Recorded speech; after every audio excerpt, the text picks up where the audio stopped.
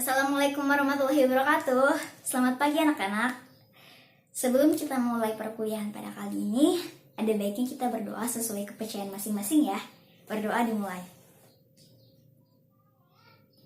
Selesai. Sebelum itu, Ibu akan mengabsen kehadiran kalian semua. Yang hadir tunjuk tangan ya. Anissa, Abijar, Stephen, Aisyah sakit? Dari kapan? Oh, udah 3 hari. Baik, nanti kita kesana ya, sama-sama nengokin ya. Angga, Baby. Oke, baik. Yang hadir ada 32 dari 33 siswa. Kita doakan ya untuk teman-teman yang sakit. Semoga diberikan kesembuhan dan dapat berkumpul bersama kita seperti sedia kala. Alhamdulillah ya, kita bisa berkumpul setelah melewati badai pandemi selama 2 tahun ini. Kita bisa bersenda gurau, bercanda tawa, bertatap muka, dan berbagi kasih dan sayang seperti sedia kala. Anak-anak, walaupun kita sekarang sedang masa transisi, tetap menerapkan 3S ya. Memakai masker, mencuci tangan, dan menjaga jarak. Oke, anak-anak, ya pada pertemuan kali ini, Ibu akan membahas tentang materi ceramah. Siapa yang tahu ceramah itu apa? Ya, kamu apa ceramah? Oh iya benar. Ya, ceramah adalah pembicaraan di depan umum yang berisi penyampaian suatu informasi berupa pengetahuan dan sebagainya. Siapa yang menyampaikannya? Siapa? Dinda? Siapa? Oh iya benar kamu. Ya, yang menyampaikannya adalah orang yang menguasai di bidangnya dan melibatkan khalayak umum atau banyak orang. Gak mungkin kan ceramah masa sendiri? Ya. Dalam hal ini orang bisa berceramah di mana saja, apalagi di zaman modern seperti ini. Orang sudah berceramah di televisi, di radio, bahkan internet, YouTube. Kalian pasti mendengarkan ceramah-ceramah sekarang di YouTube ya. Karena sejak pandemi 2 tahun ini kita tidak boleh keluar-keluar. Jadi kita mendengarkan apapun informasi pasti di internet ya. Apa sih? Banyak ya yang bertanya-tanya. Bu, apakah pidato khotbah itu sama dengan berdua itu sama? Atau ada perbedaannya Bu, katanya gitu. Ya, khotbah dan pidato itu bagian dari ceramah. Mereka berdua memiliki perbedaan. Apa itu perbedaannya? Ada yang tahu nggak? Oke ya. Jadi pidato itu pembicaraan di depan umum yang cenderung bersifat persuasif atau ajakan atau dorongan pada khalayak umum. Pidato tuh biasanya mengajak orang-orang kan ya, nggak pure hanya berbicara. Jadi kayak misalnya pidato tentang mengaji, pasti ada ajakan mengajinya gitu. Lalu khotbah itu berisi penyampaian atau pengetahuan yang bersifat keagamaan atau praktik beribadah untuk menguatkan iman. Pasti kita melihat khotbah atau mendengar khotbah pada hari Jumat di masjid kan. Nah, isinya apa? Ajakan beribadah. Iya.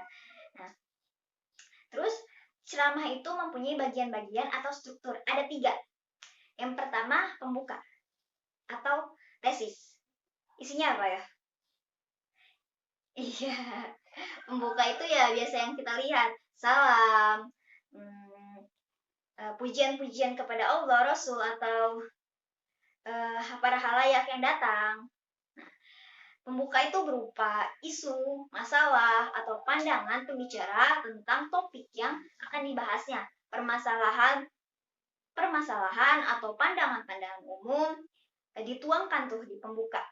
Nah, terus isi. Nah, di sini isi itu berupa rangkaian-rangkaian argumen pembicara yang berkaitan dengan pendahuluan atau pendapat fakta. Kan tadi di pembuka itu kita udah membahas masalahnya, pandangan-pandangan umumnya, isu-isunya. Nah, di isi ini dijelaskan lagi pendapat-pendapat dan fakta-fakta yang valid gitu dari apa yang sudah dijelaskan di pembuka itu.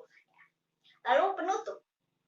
Penutup itu adalah berupa penegasan kembali atau pernyataan-pernyataan yang sebelumnya sudah dijelaskan pada pembuka dan isi. Atau bisa kita sebut simpulan dan rangkuman. Seperti pada ceramah pada umumnya. Penutup itu biasanya ya bagian simpulan dan ucapan salam untuk penutupnya. Ya. Gitu, anak-anak paham nggak? Oke, selanjutnya kita akan berlari ke materi bagian-bagian yang penting dalam teks ceramah. Bisa dikatakan kalimat majemuk. Ya, anak-anak, untuk kegiatan kedua setelah istirahat ini, Ibu akan menjelaskan tentang majemuk, kata-kata majemuk yang ada dalam teks ceramah. Yang pertama adalah majemuk hubungan akibat, ditandai dengan kata sehingga, sampai-sampai. Di sini atau akibat atau maka. Di sini Ibu akan memberikan satu contoh untuk hubungan akibat. Ia terlalu bekerja keras sehingga jatuh sakit. Karena dia bekerja keras, ya dia jatuh sakit gitu. Itu hubungan akibatnya. Akibat dia bekerja keras, ini jatuh sakit. Lalu untuk contoh dari hubungan cara ditandai dengan kata dengan.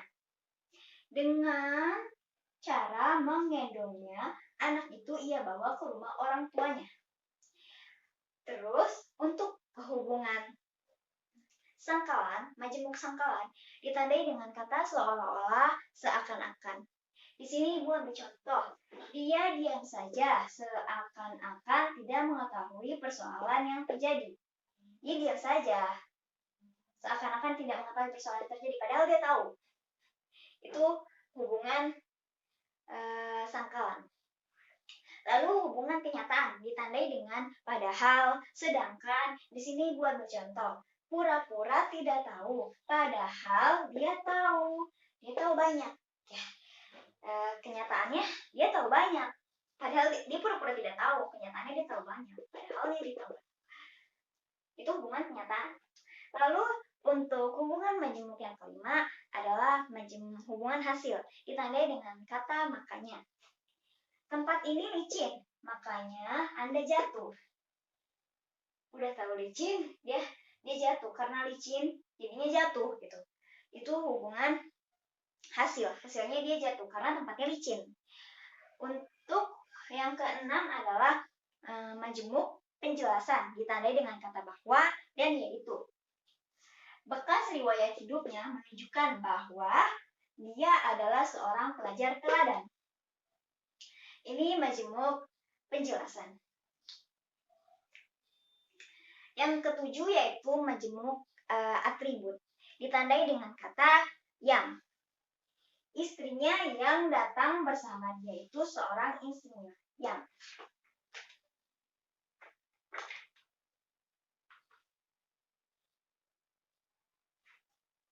Istrinya yang datang bersama dia itu seorang insinyur. Jadi, anak-anak mengerti kan apa itu kalimat majemuk dan sudah Ibu berikan contoh. Nah, tugasnya buka halaman 124 pada buku paket yang kalian baca. Jadi kan di situ ada kalimat-kalimat yang tidak lengkap ya. Nah, kalian lengkapi kata penghubung pada kalimat majemuk tersebut. Untuk tugas kelompoknya, Ibu akan memberikan sebuah video isi ceramah Seri Anapita. Nanti kalian jelaskan yang merupakan tesis, rangkaian argumen, dan penegasannya atau penutup ya, simpulan. Ini nanti kumpulkan pada pertemuan berikutnya. Terima kasih, sampai ketemu di pertemuan berikutnya. Wassalamualaikum warahmatullahi wabarakatuh.